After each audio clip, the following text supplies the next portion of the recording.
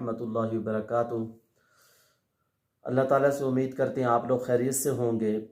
آج کا جو ہمارا سبق ہے کھانے پینے سے جو متعلق چیزیں ہیں ان کے بارے میں ہے، ما یتعلق بالاکل والشرب۔ تو شروع کرتے ہم۔ سلاد ہے، سلاد کی عربی خس، دو لفظ ہیں یہ، خوسین خس، خس، اور دوسرا جو لفظ ہے سلاد کے بارے میں بولا جاتا ہے، جیسے ہمارا اردو کا لفظ ہے سلاد، اس کے ساتھ وہ ملتا جلتا ہے۔ پہلے لفظ تو ویسے ہی ہیں، سلاط بولتے ہیں، وہ سلاط، سلاط، ہم سلاد بولتے ہیں، وہ سلاطہ بولتے ہیں۔ ہم دال لگاتے ہیں، وہ آخر میں طا ہے، پھر آخر میں تا ہے، صلاطہ، صلاطہ، صلاطہ، صلاطہ، ملتا جلتا لفظ ہے۔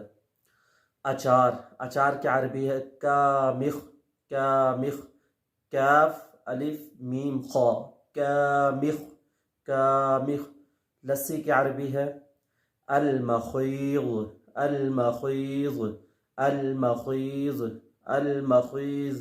مکھن کی عربی زبدہ، زبدہ، زبدہ۔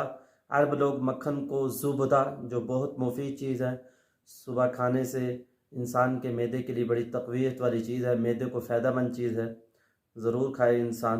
لبن، دودھ، دودھ کی عربی لبن، لبن، دودھ کی عربی لبن، لبن، جو بہت طاقتور چیز ہے، لبن۔ اللہ نے قرآن میں بھی اس کا ذکر کیا ہے، وَدَمِ لَبَنًا، قرآن میں ذکر ہے اس کا۔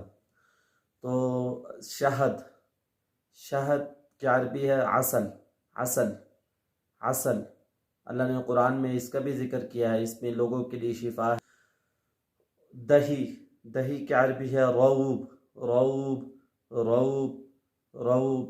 صبح سویرے کھانے سے اس کے بہت سارے فائدے ہیں، دہی کو استعمال کرنا چاہیے۔ لسی کی دوسری عربی ہے، دوسرے جو الفاظ بولے جاتے ہیں لسی کے لیے وہ بولے جاتے ہیں اللبن الرائب۔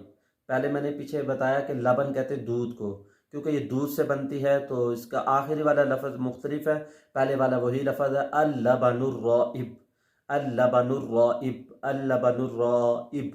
سرکہ، سرکے کی عربی خل، خل، خل۔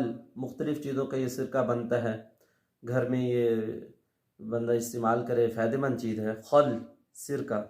مسالے جو ہم سالنوں میں استعمال کرتے ہیں اس کی عربی ہے توابل، توابل، توابل۔ چینی ہے سکر، سکر، سکر۔ احتیاط سے اس کا استعمال کرنا چاہیے، سکر، سکر، نہیں تو بندوں کو شوگر ہو جاتی ہے زیادہ استعمال کرنے سے۔ سکر، سکر، سکر۔ آئس کریم، بچے بڑے شوق سے کھاتے ہیں۔ آئس کریم کی عربی ہے، بچے بڑے سب۔ آئس کریم کی عربی ہے مثلجہ، مثلجہ، مثلجہ، مثلجہ۔ اس کا لفظ بھی ایسے ہی ہے جیسے آئس کریم جبی ہوتی ہے، اور لفظ بھی اس طرح ہی ہے، مثلجہ، مثلجہ، مثلجہ، مثلجہ۔ نمک کی عربی ہے ملح، ملح۔ اللہ نے بہت بڑی نعمت دی ہمیں، جتنے بٹیر ہوں، بکرے ہوں، ہرن ہوں، زرافے کا گوشت ہو، اگر نمک نہیں ہے تو اس کا مزہ نہیں آتا انسان کو۔ نمک بڑی نعمت ہے اللہ کی۔ نمک کی عربی ملح۔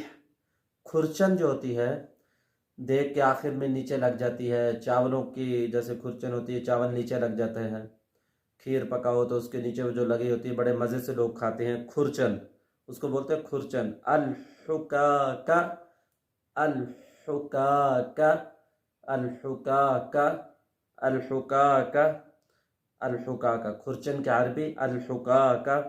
گندا ہوا آٹا، ایک ہوتا ہے خالی آٹا، ایک ہوتا ہے گندا ہوا آٹا۔ آٹے کی عربی ہے دقیق، آٹے کی عربی ہے دقیق۔ گندے ہوئے آٹے کو کہتے ہیں عجین، عجین۔ گندا ہوا آٹا عجین، عجین۔ پراٹھے کی عربی ہے فطیرہ، فطیرہ، فطیرہ، فطیرہ۔ روٹی کی عربی ہے خبز، خبز، خبز، خبز۔ اور رغیف بھی بولتے ہیں، رغیف، رغیف۔ نمبر 2 ہے، سبق نمبر 1 میں ہم نے سالن، شوربہ، ڈبل روٹی، چاول، گوشت، پوریاں، تلی ہوئی مرغی، روسٹ، لونگ، مرغی کی یخنی، چنے کی دال، اس طرح یہ ہم نے بتایا تھا۔ آپ پارٹ نمبر 1 کو بھی دیکھ لیں تو اس کی انشاءاللہ ساری چیزیں جو ہیں آپ کو مل جائیں گی وہاں۔ تو امید کرتے ہیں یہ سبق آپ لوگوں کو سمجھ آیا ہوگا۔